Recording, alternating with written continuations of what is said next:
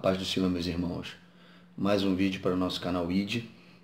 Eu queria fazer um estudo aqui dessa vez, continuando a proposta do vídeo anterior, ao qual eu disse que falaria sobre a alma dos que morrem, para onde elas vão, qual o lugar de destino dessas almas. Então, o estudo de hoje, o tema é: para onde vão as almas após a morte? Eu vou começar lendo um texto de Eclesiastes, capítulo 3, verso 11, que diz assim: Tudo fez Deus formoso no seu devido tempo. Também pôs a eternidade no coração do homem, sem que este possa descobrir as obras que Deus fez, desde o princípio até o fim. Meus irmãos, a eternidade foi colocada por Deus em nós, como lemos nesse texto, foi colocada em nós, no nosso coração. Então, essa sensação de vida eterna, de uma vida que não tem fim, que perdura após a morte, está dentro do nosso coração, colocada por Deus. E isso explica o porquê a curiosidade, o porquê dos homens quererem saber o mistério da morte, saberem o que acontece após a morte. E ao mesmo tempo, isso é um paradoxo para o nosso entendimento humano, porque nós sabemos que mesmo morrendo, nós temos dentro de nós uma existência que não se finda, e a gente procura saber isso, procura achar os porquês disso enquanto vivemos. Alguns desbravam religiões que procuram explicar a vida após a morte, outros se consolam em saber que vão se encontrar num determinado momento quando morrerem. Enfim, existem muitos mistérios, mas a causa desses mistérios não serem explicados é porque essa eternidade foi colocada no nosso coração sem que nós possamos descobrir. É o que fala no texto que acabamos de ler. Mas desde os primórdios da raça humana, desde os primórdios, essa busca, né, essa fé, essa crença em que as nossas vidas não acabam após a morte, a nossa existência não finda com a morte, isso existe desde das culturas dos primórdios da humanidade. Na cultura egípcia, por exemplo, onde existem aquelas suntuosas pirâmides que não passam de grandes sepulcros, grandes tumbas, ao qual a casta real dos faraós, né, as famílias dos faraós eram enterradas ali, o faraó era enterrado ali.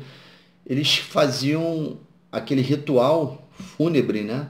Colocavam o faraó com toda a sua riqueza enterrada junto com ele, e muitas das vezes enterravam vivos os seus escravos, porque criam que em determinado momento, num dado momento da vida, daquele momento, na morte, eles reviveriam, voltariam à existência. E após isso acontecer, né, de mortos se tornarem vivos, eles já estariam ali com seus tesouros e com seus escravos prontos para servi-lo. Então eles tinham no coração deles também que, mesmo morrendo, num dado momento poderiam reviver. Então essa cultura de que a morte interrompe abruptamente a vida, mas que isso pode ser retomado porque existe uma eternidade na nossa existência, isso já era crido desde os primórdios da humanidade.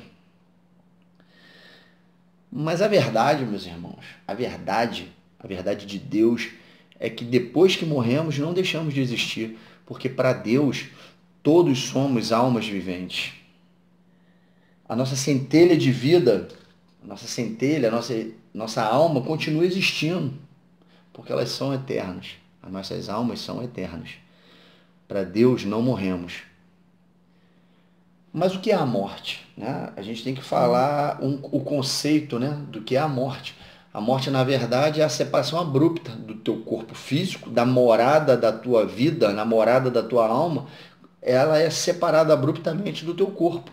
Quando existe essa separação por qualquer motivo que seja, por doença, enfermidade, acidente, quando existe essa separação, isso é o óbito, a morte, separação da alma do corpo. A vida é tirada do seu tabernáculo, a vida é tirada da sua morada. E essa separação é denominada morte. Eu vou ler Salmos 164, o verso 4 diz assim: sai-lhes o espírito, e eles tornam ao pó. Nesse mesmo dia perecem todos os seus desígnios. Em Eclesiastes 12, verso 7, diz assim: e o pó volte à terra, como o era. Nós não fomos feitos do pó para o pó voltaremos. E o espírito volte a Deus, que o deu. Nós vamos ver que o espírito volta para Deus, mas não fica com Deus no céu. Deus dá um destino para a tua alma, para o teu espírito. Existe um destino que é dado por Deus. Jesus, quando morre, fala para o Pai: entrego a ti o meu espírito. E o Pai dá destino para o espírito de Jesus. E nós vamos ver nessa lição de hoje para onde Jesus foi após ter morrido. É o que vai acontecer com todos nós, porque tudo que acontece com Cristo acontece com seus irmãos, que somos nós. Então vamos lá. Quem criou a morte, né? Quem criou a morte? E eu digo para vocês que foi Deus que criou a morte. Muito embora no Éden ela ainda não tivesse entrado antes do pecado em função, ela já tinha sido criada por Deus. Deus faz o bem e Deus fez o mal. Deus fez a luz e Deus fez as trevas. Deus criou a bênção e Deus criou a maldição. Em Isaías 45, verso 7, diz assim: eu formo a luz e crio as trevas. Faço a paz e crio o mal. Eu, o Senhor, faço todas essas coisas. Então Deus, ele fez todas as coisas. Tudo foi criado por ele e através dele. O bem e o mal, a morte, a luz, as trevas, a maldição e a bênção. Tudo é oriundo do nosso Deus Todo-Poderoso. A morte só entra em exercício quando o homem cai no Éden, no pecado, porque Deus dá uma ordem, uma sentença de morte atrelada a uma lei. A lei era para que não comessem do fruto proibido daquela árvore, a árvore do conhecimento do bem e do mal. Se fizessem, o pecado seria pago com a morte. Então existia uma lei. Se não há lei, não há pecado. Existia só uma lei para aquele homem e para aquela mulher. E o pecado, para quem transgredisse aquele pecado, era a morte. A punição era a morte. E assim foi, né, meus irmãos? A gente já conhece a história. E com isso a gente viu que o pecado a morte por causa do pecado de um homem entra na existência da raça humana e aí a morte começa a desempenhar a sua função. Paulo diz que o aguilhão da morte é o pecado. O que conduz à morte é o pecado. O aguilhão é aquela vara pontuda que leva o boi para uma determinada região, leva o animal para um determinado local que o cara que está conduzindo quer levar. O aguilhão da morte é o pecado. Então, só existiu a morte porque alguém pecou. E quem pecou foi o casal. Em Romanos 5,12 diz assim: portanto, assim como por um só homem entrou o pecado no mundo, e pelo pecado a morte, assim também a morte passou a todos os homens, porque todos pecaram. Bom, então a gente definiu a morte, quem criou a morte e como ela passou a desempenhar a sua função na raça humana. Mas ainda agora nós vamos entrar no âmago da questão. Para onde vão as almas dos que morrem? Para onde elas vão? E aí existe um grande problema na Bíblia, na nossa Bíblia, na tradução da nossa Bíblia em português, porque a nossa tradução é muito infeliz e ela esconde. Ela esconde, por causa da tradução fraca, ela esconde os mistérios do hebraico, onde Deus se revela. Quer ver? Existe um texto em Gênesis 37, verso 35, que fala assim: levantaram-se todos os seus filhos e todas as suas filhas para o consolarem. Ele, porém, recusou ser consolado e disse: chorando descerei a meu filho até a sepultura. E de fato o chorou seu pai. Está falando daquele contexto de Jacó e José, né? Quando os irmãos levaram aquela roupa ensanguentada para Jacó, e Jacó chora e diz que quer descer até a sepultura. A tradução aí de sepultura, no grego, é Sheol ou Seol. E essa palavra Sheol ou Seol, no grego não, meus irmãos, desculpa, no hebraico. Sheol e Seol no hebraico significa mundo dos mortos. E na nossa tradução está sepultura. Em Números 16:30 fala assim: mas se o Senhor criar alguma coisa inaudita, e a terra abrir a sua boca e os tragar com tudo o que é seu, e vivos descerem ao abismo, então conhecereis que estes homens desprezaram o Senhor. Números 16:30. Na palavra abismo aí, a tradução no hebraico é Sheol, Seol, mundo dos mortos. E em Números 16:33, diz assim: eles e todos os que lhes pertenciam desceram vivos ao abismo, Sheol. A terra os cobriu e pereceram do meio da congregação. Todos esses três textos que nós acabamos de ler referem-se à morte, referem-se a seres humanos indo para debaixo da terra, para uma região inferior, que aí é o Seol ou Sheol. Em todo o Antigo Testamento, onde esses termos aparecerem, sepultura, abismo, cova, a tradução é Sheol ou Seol, mundo dos mortos. Por causa dessa tradução, a gente fica muito limitado, nosso entendimento fica muito limitado. No grego também existe um mascarar da tradução para o mundo dos mortos. Só que agora a tradução no Antigo Testamento, que é hebraico, para o português, no Novo Testamento é do grego para o português. E a mesma palavra Sheol, que é hebraico, ou Seol, ela vira no Novo Testamento Hades. Hades é no grego e refere-se a mundo dos mortos. Hades é um deus que relacionado à morte, ao qual Jesus, para se fazer entender, referiu-se a essa região, a esse deus, esse falso deus grego. E Hades tem o mesmo significado de Sheol, mundo dos mortos, mas na tradução, que a Bíblia foi traduzida para o latim, por causa da Vulgata Latina, essa palavra Hades, ela é mascarada por inferno. E inferno traz para a cabeça do povo que lê a Bíblia uma ideia totalmente diferente do sentido da palavra. Inferno nada mais é que plano inferior.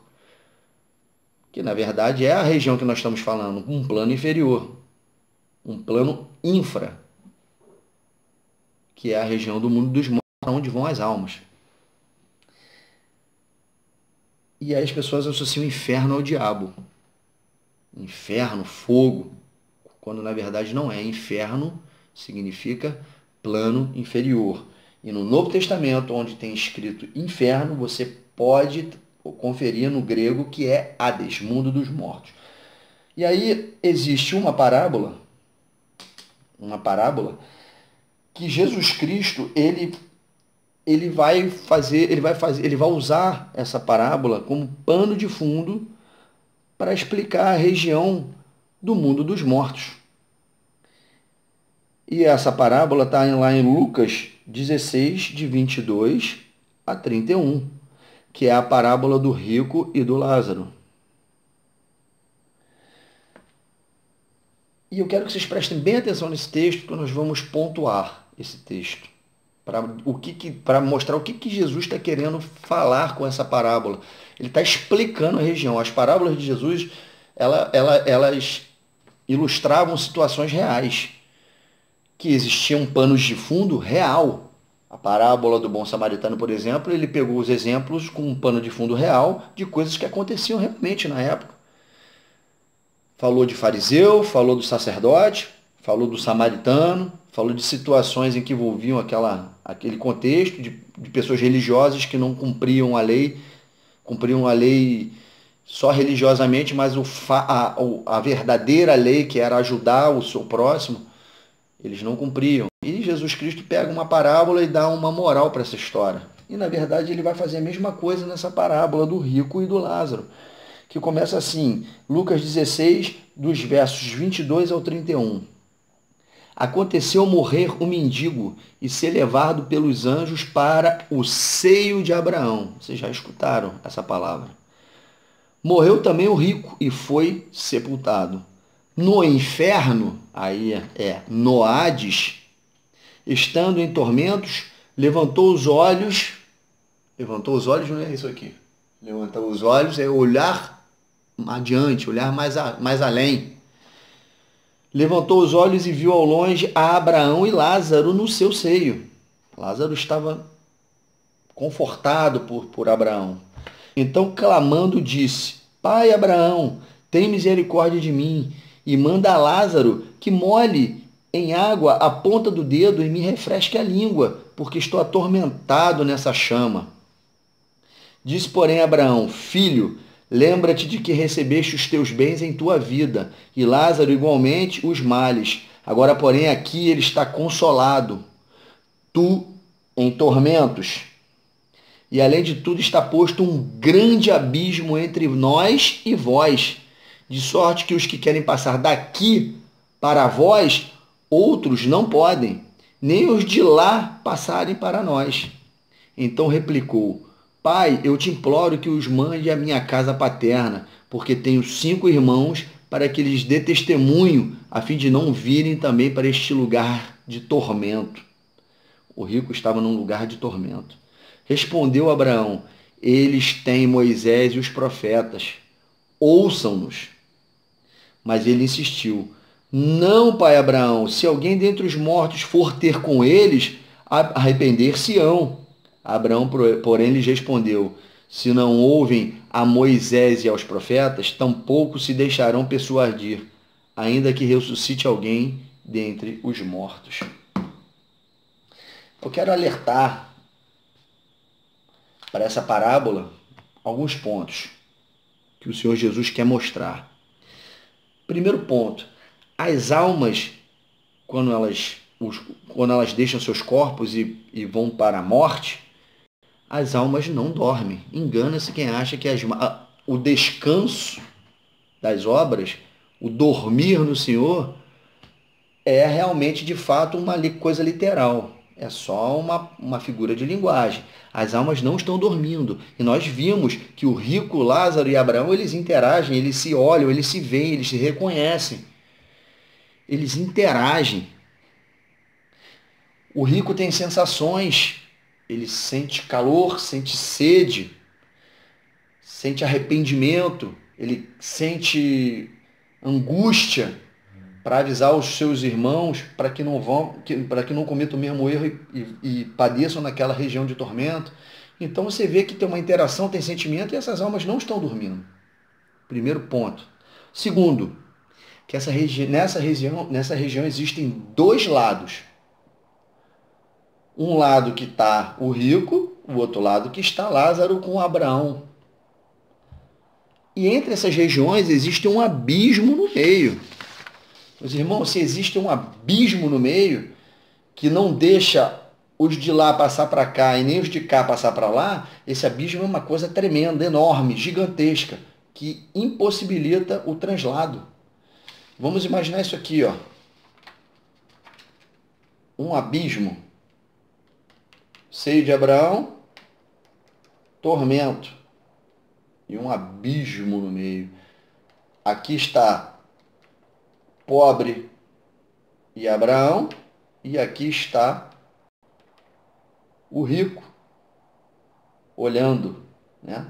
Lázaro e Abraão e o rico, se vendo, se olhando, mas impossibilitado de passar de lá para cá ou de cá para lá, porque tem um grande abismo no meio, uma grande fenda.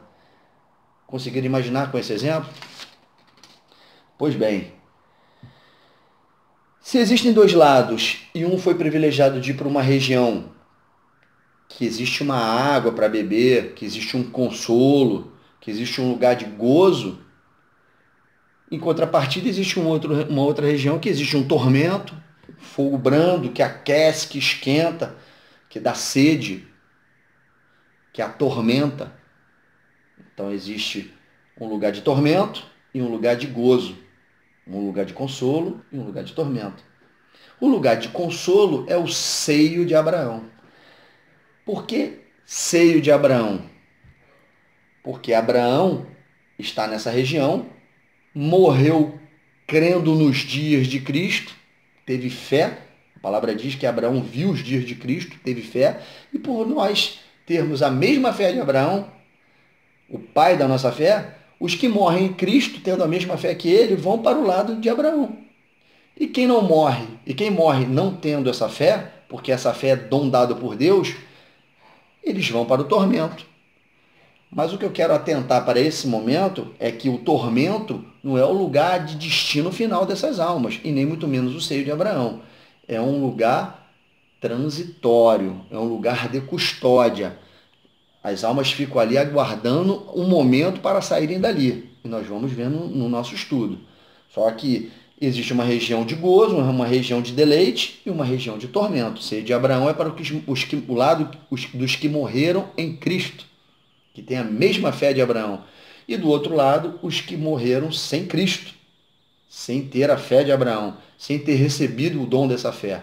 Mas não é o lugar de destino, não é o juízo. É um lugar de transição. Mas já tem um lugar de tormento ali para esses. E tem um abismo no meio, uma grande fenda. Esse abismo é um outro ponto ao qual Jesus mostra nessa parábola. Ali tem um fundo abismo. E lá no fundo desse abismo, a tradução para o grego é tártaro. É a parte mais profunda desse abismo. E em 2 de Pedro, capítulo 2, verso 4, eu não vou ler o versículo, mas os irmãos podem anotar, Pedro fala que esse lugar, esse abismo no fundo dele, no tártaro, é o lugar de prisão do diabo e seus demônios. E que existem, inclusive, demônios que já foram precipitados para essa região. Vocês se lembram que no estudo passado, quando eu falei do milênio, eu falei que o diabo era acorrentado por um grande anjo, lá em Apocalipse, e colocado no fundo de um abismo? Pois bem, o abismo é esse, dessa região. É no fundo desse abismo ao que o diabo é preso por 1000 anos. Dá uma olhadinha no estudo que a gente já viu, no estudo passado, quando eu falo desse momento. Vocês vão conseguir começar a entender as coisas se conectando. Esse abismo está relatando lá em 2 de Pedro 2,4.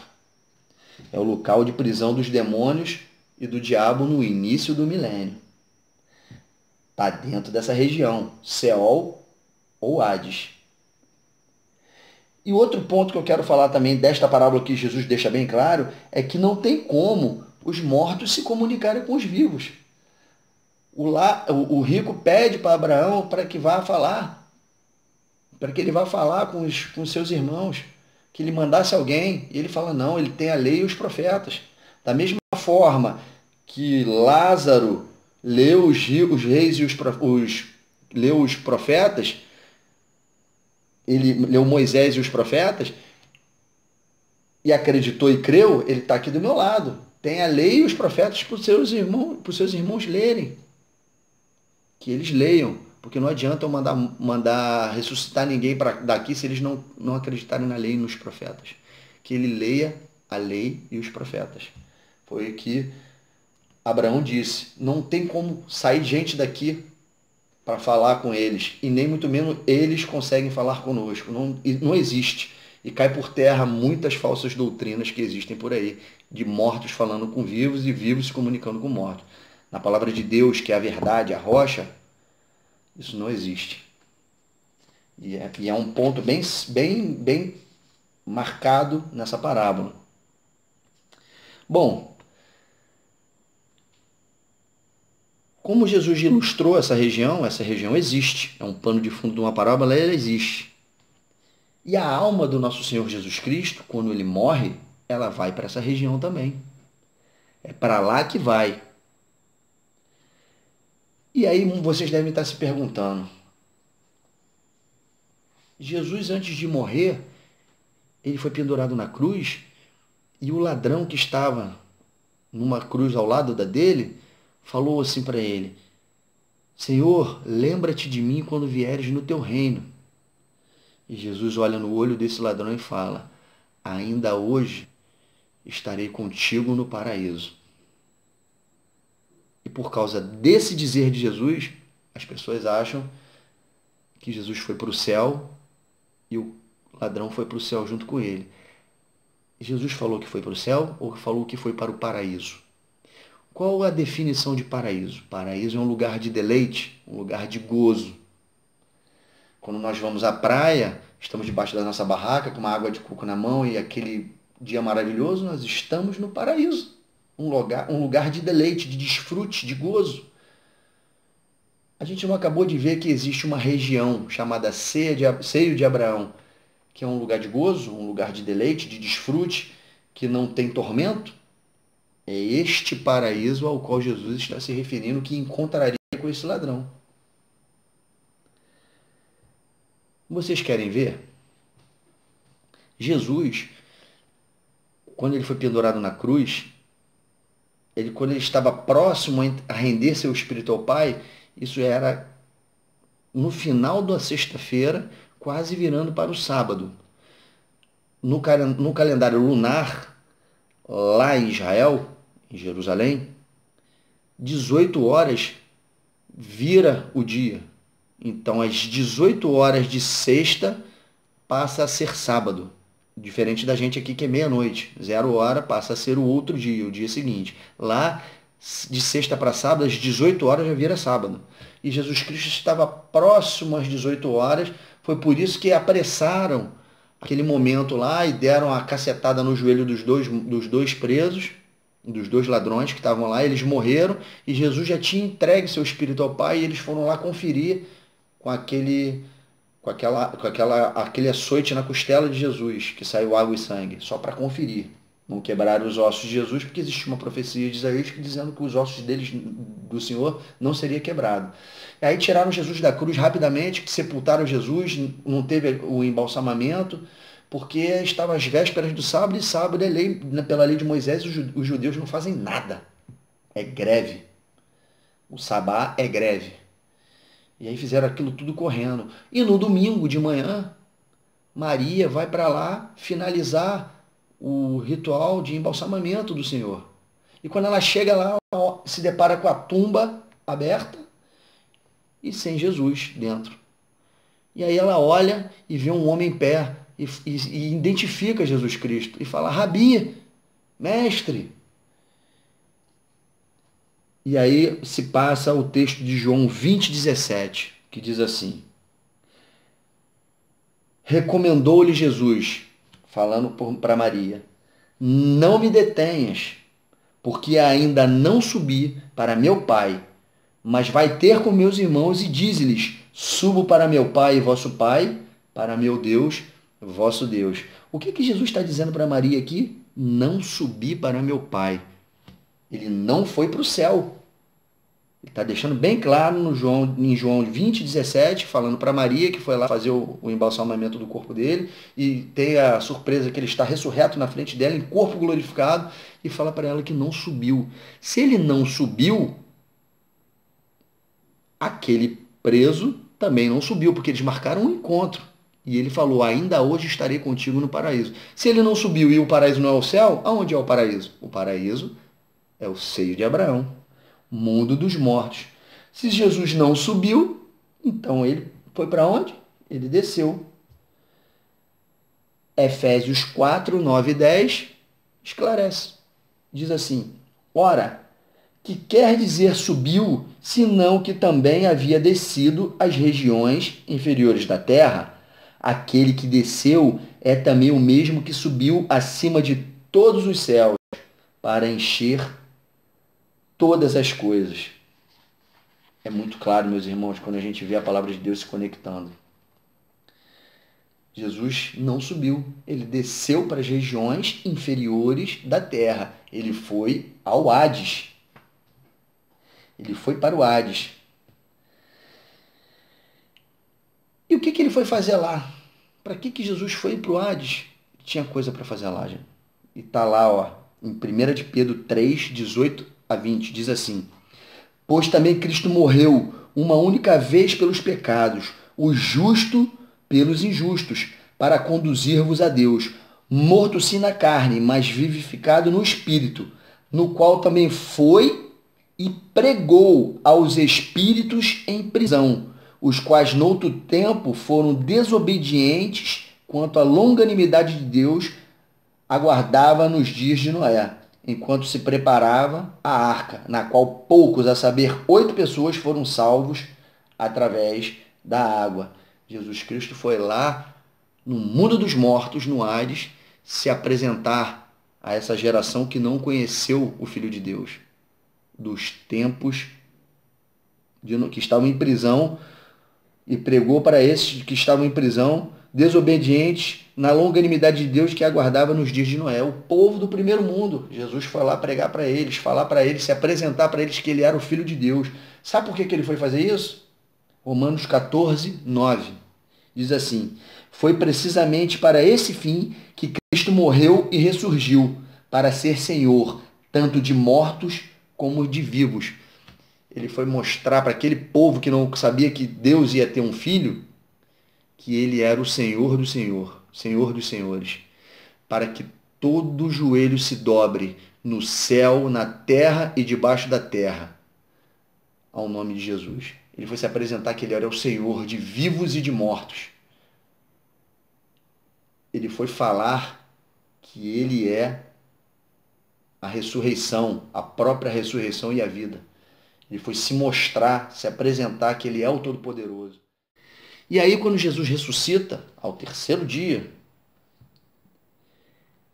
ele sai da região do mundo dos mortos, ele sai do Seol, ele sai do Hades, e ele só sai de lá porque ele não tinha pecado. A morte não conseguiu o conter nessa região, não conseguiu detê-lo, não conseguiu retê-lo nessa região. E aí ele se torna a primícia entre os mortos, o primogênito entre os mortos. E aí, quando ele sai de lá, ele sai carregando a chave da morte com ele. Ele vence, ele subjuga a morte no seu terreno de domínio. E quando ele toma a chave da morte da região, ele traz consigo cativo o cativeiro. O cativeiro é a região, ele traz cativo, ele traz com ele a região, o domínio sobre essa região. E muitos erram achando que Jesus levou a região para o céu. Não é isso que o texto está falando. Ele está falando que ele levou subjugado o direito de comando dessa região. Ele tomou isso da morte quando ele saiu de lá, porque a morte não conseguiu retê-lo. Eu vou ler com vocês aqui Colossenses capítulo 1, verso 18. Diz assim: ele é o cabeça do corpo da igreja. Ele é o princípio, o primogênito de entre os mortos, para em todas as coisas ter a primazia. Ele foi o primeiro, dando direito naquele que crê nele, de serem os sucessores da ressurreição. Os que experimentaram a morte crendo nele, os que experimentarem a morte crendo nele, vão ter o direito de ressuscitar, porque foi isso que Cristo conseguiu e conquistou naquela cruz, que todos os seres humanos pudessem ressuscitar. Todos, não só os filhos de Deus, todos, porque há duas ressurreições. E a gente vai falar isso daqui a pouquinho. Eu vou ler Apocalipse 1,18, diz assim: E aquele que vive, estive morto, mas eis que estou vivo pelos séculos dos séculos, e tenho as chaves da morte e do inferno, do Hades. Ele tem a chave da morte e do Hades. Ele tirou da morte a chave, o domínio sobre a região. E agora só entra e só sai dali pelo poder da voz de Jesus Cristo. As pessoas morrem e ressuscitam pelo chamado da voz de Jesus Cristo. Ele tem o comando da região. A morte continua retendo os pecadores ali, mas quando Jesus der a voz de comando, ele tira quem ele quiser dali. Porque ele é quem domina a região. Ele trouxe cativo o cativeiro. Ele subjugou o domínio da morte. Ele tem o comando da região. Eu vou ler Efésios 4:8, diz assim: Por isso diz, quando ele subiu às alturas, levou cativo o cativeiro e concedeu dons aos homens. Ele levou a região, ele levou subjugado a região, a morte e a região. Agora quem domina essa região é ele. Por isso que ele saiu de lá, ele venceu a morte no domínio dela. E aí, meus irmãos, na volta de Jesus, quando ele voltar, que ele vem, quando ele voltar, no som da voz dele, ele levanta, na primeira ressurreição, os mortos. Aqueles que estão no seio de Abraão, aqueles que morreram crendo nele, os bem-aventurados, os que fazem parte da primeira ressurreição. Esses é a quem Jesus, no poder da sua voz, no comando da sua voz, levanta do mundo dos mortos. Ele é o pastor e a ovelha reconhece a voz do seu pastor. E quando ele bradar, gritar, anunciar, os mortos se levantam. Isso está lá, meus irmãos. Os bem-aventurados da primeira ressurreição está lá em Apocalipse 20. Apocalipse 24-6. Apocalipse 20, de 4-6. E diz assim: Vi também tronos, e nestes sentaram-se aqueles aos quais foi dada a autoridade de julgar. Vi ainda as almas dos decapitados por causa do testemunho de Jesus, bem como por causa da palavra de Deus, tantos quanto não adoraram a besta, nem tampouco a sua imagem, e não receberam a marca nem na fronte nem na mão, e viveram e reinaram com Cristo. Ele está falando dos mortos que agora viveram e reinaram com Cristo. Os restantes dos mortos não reviveram até que se completassem os 1000 anos. Esta é a primeira ressurreição. Bem-aventurado e santo é aquele que tem parte na primeira ressurreição. Sobre esse, a segunda morte não tem autoridade. Pelo contrário, serão sacerdotes de Deus e de Cristo e reinarão com ele 1000 anos. No milênio, no início, na volta de Jesus, bem-aventurados e santos que fazem parte da primeira ressurreição, porque essa primeira ressurreição é ressurreição para a glória, ressurreição para reinar. E a segunda ressurreição esvaziou um lado com a primeira ressurreição. A primeira ressurreição esvazia o lado do seio de Abraão. E aí, 1000 anos depois, vai esvaziar o segundo lado, que é o tormento. Esse povo que levanta na segunda ressurreição é uma ressurreição para juízo. Eles vão ser julgados e com isso poderão ser absolvidos ou condenados. Apocalipse 20, 11 e 12. Diz assim: Vi um grande trono branco e aquele que nele se assenta, de cuja presença fugiram a terra e o céu, e não se achou lugar para eles. Vi também os mortos, os grandes e os pequenos, postos em pé diante do trono, juízo final. Então se abriram livros Ainda outro livro, o livro da vida, foi aberto, e os mortos foram julgados segundo as suas obras, conforme o que se achava escrito nos livros. Os povos da segunda ressurreição, eles serão julgados pelo livro das suas obras. O livro das obras serão abertos. Se forem boas obras que preponderarem sobre más obras nesse livro, eles serão absolvidos.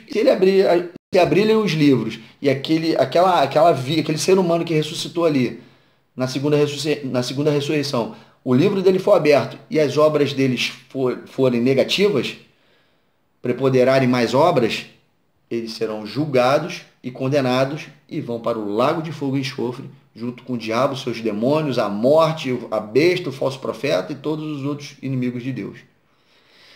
Entenderam melhor a justiça de Deus? Entenderam para onde vão as almas?